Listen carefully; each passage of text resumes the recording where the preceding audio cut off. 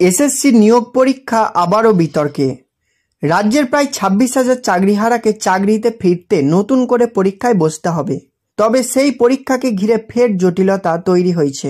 বৃহস্পতিবার সুপ্রিম কোর্টের নির্দেশ পরিষ্কার হয়েছে, অযোগ্য প্রার্থীদের বাদ দিয়ে বাকিদের পরীক্ষায় অংশগ্রহণের সুযোগ দিতে হবে। এর ফলে নির্ধারিত সময়ের পরীক্ষাটি পিছিয়ে যেতে পারে।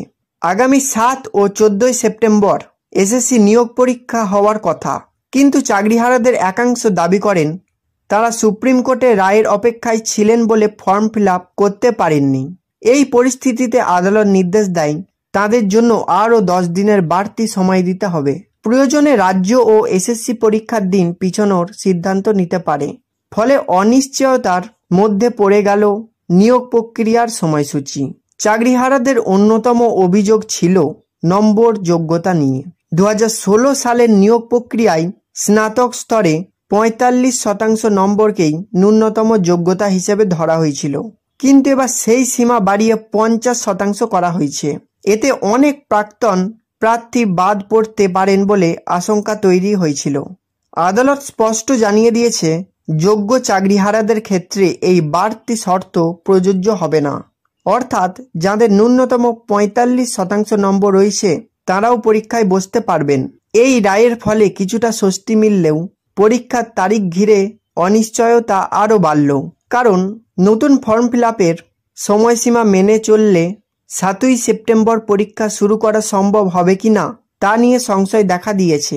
চাকরিহারাদের আইনজীবীরাও জানিয়েছেন, আদালতের এই রায় অনেককে নতুন করে আশার আলো দেখালেও নিয়োগ প্রক্রিয়া আরও দীর্ঘ হতে পারে। এসএসসি নিয়োগ মামলার দীর্ঘ টানাপোড়েনে রাজ্যের শিক্ষা জগতে গভীর প্রভাব ফেলেছে। কয়েক বছর ধরে শিক্ষক নিয়োগ প্রক্রিয়া কার্যত স্থবির হয়ে পড়েছে।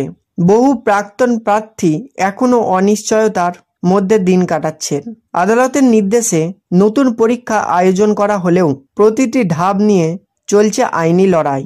বিশেষজ্ঞদের মতে সুপ্রিম কোর্টের এই রায় চাকরিহারাদের জন্য ন্যায় নিশ্চিত করলেও নিয়োগ প্রক্রিয়া শেষ হতে আরও সময় লাগবে। কারণ প্রতিবারই নতুন মামলা, নতুন আপিল বা নতুন নির্দেশ আসায় প্রক্রিয়াটি বারবার স্থগিত হচ্ছে।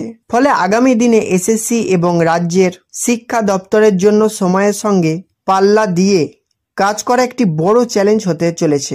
এসএসসি নিয়োগ মামলার দিকে এখন গোটা রাজ্যের চোখ। সুপ্রিম কোর্টের নির্দেশ অনুযায়ী যদি পরীক্ষার দিন পিছোয়, তবে তা শুধু চাকরিহারাদের নয়, ভবিষ্যতে নিয়োগ কাঠামোতেও প্রভাব ফেলবে। আপাতত আদালতের এই রায়ের পর প্রার্থীরা অপেক্ষা করছেন নতুন তারিখ কবে ঘোষণা করা হবে।